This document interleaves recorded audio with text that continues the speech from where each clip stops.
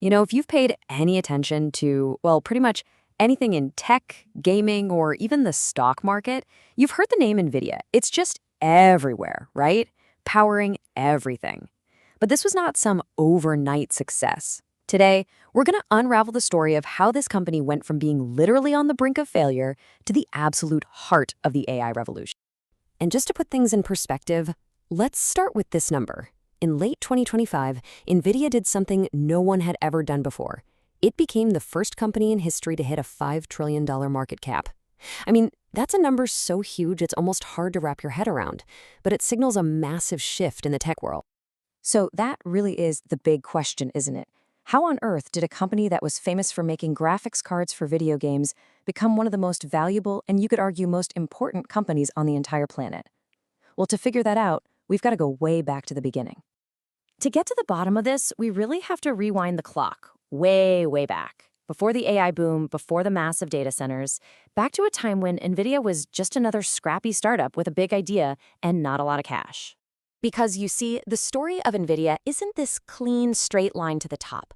Oh no, it's a story packed with incredible risks, some almost catastrophic failures, and this relentless, almost paranoid drive to just survive that was baked into its DNA from day one.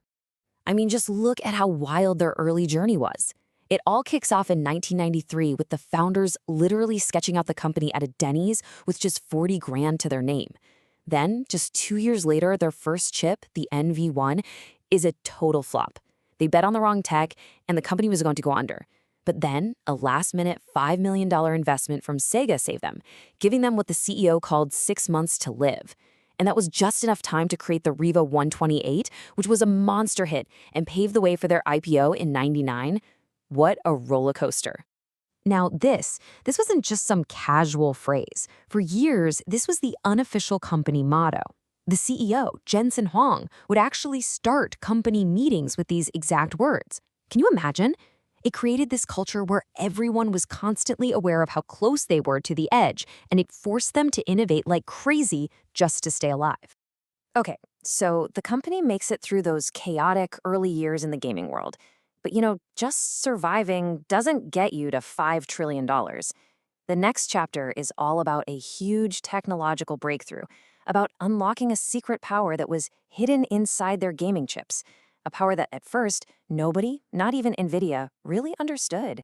So here's the key idea you've got to get, the difference between a CPU and a GPU.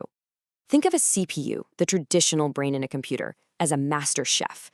He's a genius, right? He can handle one or two really complicated dishes perfectly, one right after the other. A GPU, though, is totally different. It's like an army of kitchen hands, thousands of them, all just chopping vegetables at the exact same time. It's not great at one big complex recipe, but it is unbelievably fast at doing thousands of simple things all at once. That's called parallel processing. Now, for years, all that parallel processing power, that whole army of kitchen hands, was locked up, only good for making video games look pretty. But then, in the early 2000s, Nvidia bet the farm. They spent over $1 billion developing this, CUDA. Think of it like a universal key, a software platform that let programmers unlock that army of kitchen hands for anything they could dream up, not just graphics. And that was the move that changed everything. And it turns out, one of the biggest things developers were dreaming about was artificial intelligence. The kind of math you need to do to train an AI model, it's millions and millions of simple calculations that can all be done at the same time. It was the absolute perfect job for that army of kitchen hands. And this realization, this was the big bang for the entire field of AI. So in 2009, researchers had this massive breakthrough. They figured out that if they used NVIDIA's GPUs with CUDA, they could train their AI networks up to 100 times faster than with old-school CPUs, 100 times. This was the big bang for modern AI. Suddenly, things that took months to compute could be done in just a few days. All of a sudden, NVIDIA wasn't just a gaming company anymore. They were selling the picks and shovels in a brand new technological gold rush. And because they had such a huge head start with CUDA, they didn't just get into the AI market. They basically became the market. By 2025, their dominance was just absolute. They controlled over 80% of the chips used for training AI. If you were serious about AI, you had to use NVIDIA. Simple as that.